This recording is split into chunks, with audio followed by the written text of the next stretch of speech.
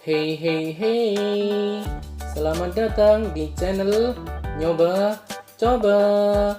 Oh iya, kenalkan dulu nih sama maskot terbaru dari channel Nyoba Coba, yaitu Mr.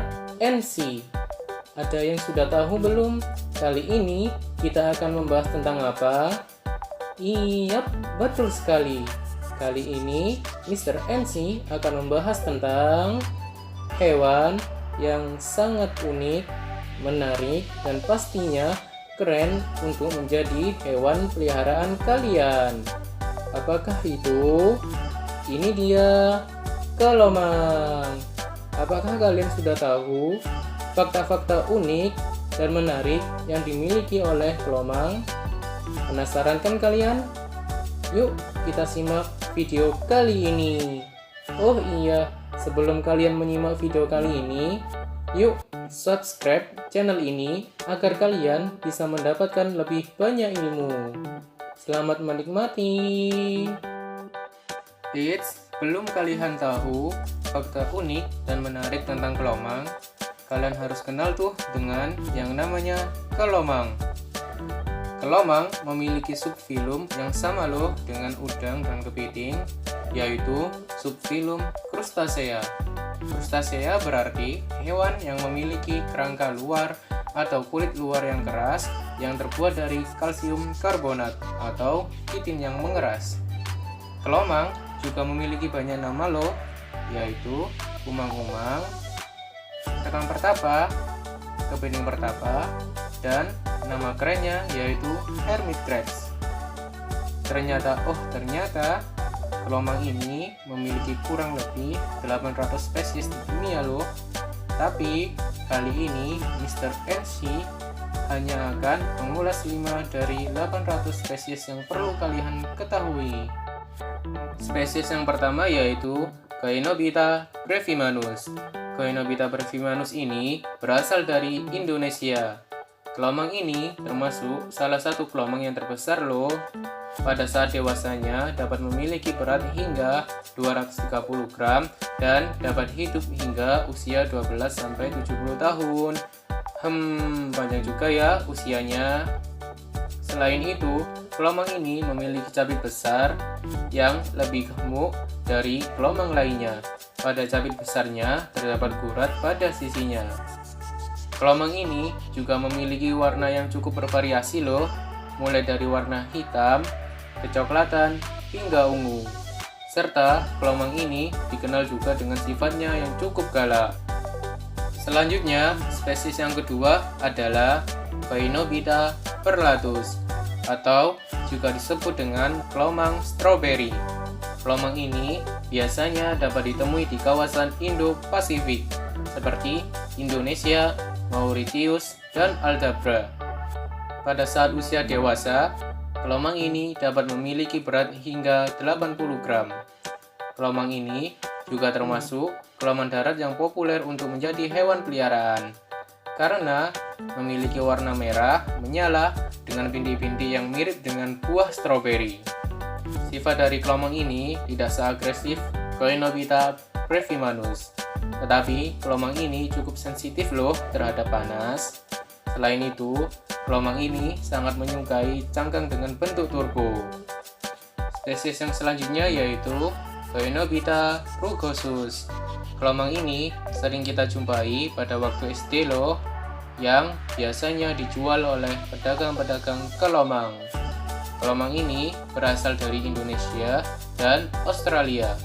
Kelomang ini terkenal dengan daya tahan tubuhnya yang kuat, sedangkan ukuran tubuhnya sendiri lebih kecil dari Caenobita brevimanus. Kelomang ini memiliki warna yang cukup beragam loh, mulai dari biru, merah, abu-abu, hitam, dan putih. Kelomang ini juga menyukai cangkang dengan bentuk turban cells. Spesies yang keempat adalah Coenobita failescens atau disebut juga dengan kelomang sunset. Kelomang ini berasal dari Indonesia, Thailand, Kamboja, dan Tanzania. Kelomang ini memiliki sifat yang terkenal galak dan pemberani. Warna pada kelomang ini juga bervariasi loh, mulai dari biru, coklat, hingga hitam. Kelomang ini lebih menyukai cangkang dengan bentuk ulir panjang. Nah, untuk spesies yang terakhir nih, yaitu Coenobita caveatus atau disebut juga dengan kelomang coklat. Kelomang ini memiliki kaki dan capit yang lebih panjang dan ramping dari kelomang lainnya. Tangkai matanya sendiri berwarna putih dan coklat loh. Kelomang ini juga memiliki variasi warna loh, diantaranya coklat secara keseluruhan dan coklat bercampur dengan putih. Serta kelomang ini lebih menyukai cangkang dengan bentuk ulir panjang. Nah, setelah kita akrab nih dengan yang namanya kelomang, Mr. NC yakin kalian pasti sangat-sangat penasaran dengan hal-hal unik dan menarik yang dimiliki oleh kelomang. Penasaran kan kalian? Yuk langsung aja kita bahas fakta unik dan menarik yang dimiliki oleh kelomang. Yang pertama yaitu habitat kelomang. Sudah tahu belum habitat dari si kelomang ini? Kelomang ternyata dapat tinggal di darat dan di laut loh kawan. Nah, kok bisa kelomang hidup di darat dan di laut? Kelomang hidup di laut saat fase peletakan telur hingga fase megalopa.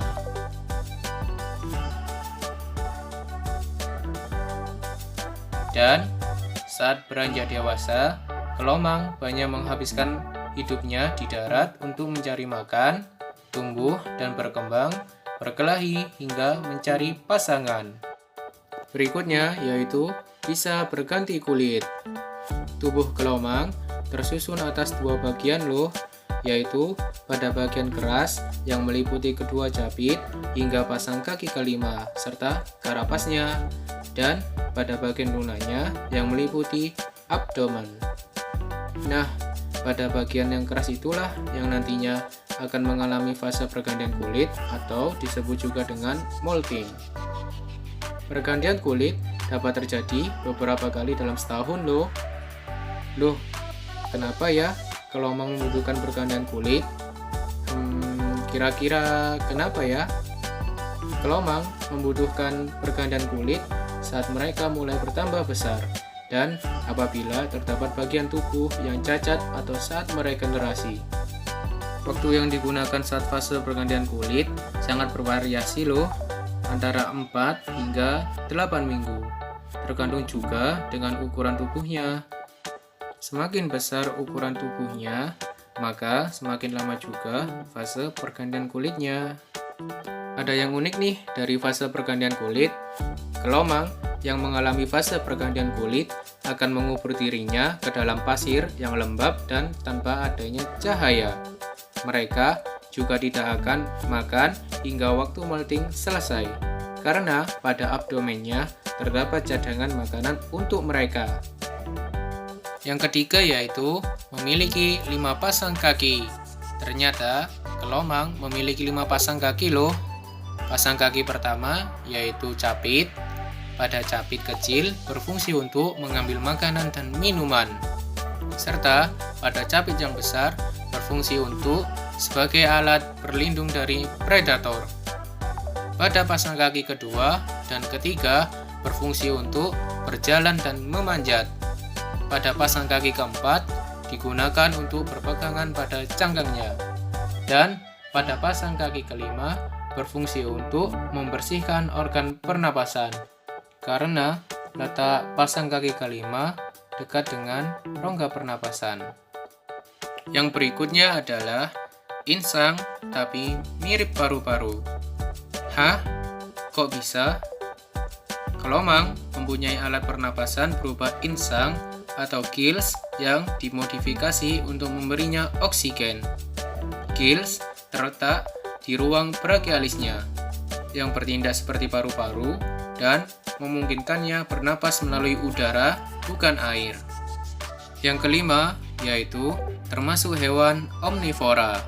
Makanan kelomang dapat berupa sayur-sayuran, buah-buahan, hingga udang-udang kecil. Dan untuk mencari makanannya, kelomang menggunakan antenanya. Antena ini juga digunakan sebagai alat penciuman loh. Ayo, ada yang tahu nggak apakah kelomang juga membutuhkan air minum? Ternyata kelomang juga membutuhkan air minum loh.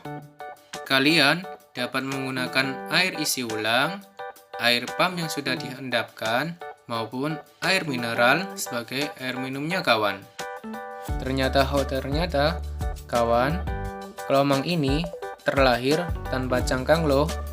Berbeda dengan siput laut dan penyu yang sejak lahir sudah terlahir dengan cangkangnya. Terus, cangkang dari kelomang ini didapat dari mana ya? Ternyata kawan, kelomang mendapatkan cangkangnya dari cangkang siput laut yang kosong. Selain itu, kelomang dapat berlaku kasar loh terhadap si pemilik cangkangnya apabila menginginkan cangkang dari siput laut sebagai rumahnya. Biasanya, siput laut akan diserang secara tiba-tiba, dirampas, dan bahkan diusir dari cangkangnya. Seringkali, perkelahian ini mengakibatkan kematian pada si siput laut loh. Wah, sungguh berani sekali si kelomang ini merampas yang bukan miliknya. Kalian jangan sampai ya ikut-ikutan mengambil punya orang lain. Kelomang akan mengganti cangkangnya dengan cangkang yang baru apabila cangkang yang lama kekecilan atau jika ia menemukan cangkang baru yang lebih cantik. Tetapi di balik sifatnya yang kasar, terdapat pula sisi menyedihkan dari si kelomang ini. Dikarenakan kelomang ini populer di kalangan anak SD sebagai hewan peliharaan, banyak dari cangkang mereka yang diwarnai atau disepuh dengan cat. Hal ini tentu saja sangat-sangat membahayakan bagi si kelomang. Karena cangkang yang dicat akan menyebabkan pori-pori dari cangkang tertutup. Hal ini juga berdampak pada kurangnya sirkulasi udara di dalam cangkang dan kelomang dapat mati karena kepanasan. Selain itu, perburuan cangkang siput yang berlebihan dan banyaknya limbah sampah plastik yang dibuang sembarangan dapat menjadi penyebab kelomang terancam kehilangan rumahnya kawan. Hiks, kasihan sekali si kelomang ini. Jadi, mulai sekarang, stop perburuan cangkang siput laut dan membuang sampah plastik sembarangan ya kawan, supaya kelomang tidak cepat punah. Yang terakhir yaitu perbedaan jantan dan betina. Sudah tahu belum cara membedakan antara kelomang jantan dan betina? Kalau belum tahu, Mr. NC akan memberitahu nih. Jika dilihat secara sekilas, memang tidak ada perbedaannya antara kelomang jantan dan betina. Tetapi, coba deh kalian lihat pada bagian belakang kelomang, tepatnya pada pasang kaki ketiganya yang digunakan untuk berjalan. Pada kelomang betina memiliki sepasang titik kecil atau gonopores pada pasang kaki ketiganya. Sedangkan pada kelomang jantan tidak terdapat sepasang titik atau no gonopores pada pasang kaki ketiganya. Nah kawan, itulah fakta-fakta unik dan menarik dari si kelomang. Untuk cara perawatan dan siklus hidup dari si kelomang, Mr. NC akan siapkan di video berikutnya. Oh iya, bagi kalian nih yang belum mensubscribe channel ini, yuk segera subscribe biar ilmu kita tetap bertambah. Bagi kalian yang ingin berbagi ilmu, silahkan share link video ini di akun media sosial kalian. Sampai jumpa lagi ya di video berikutnya. Salam orang berilmu.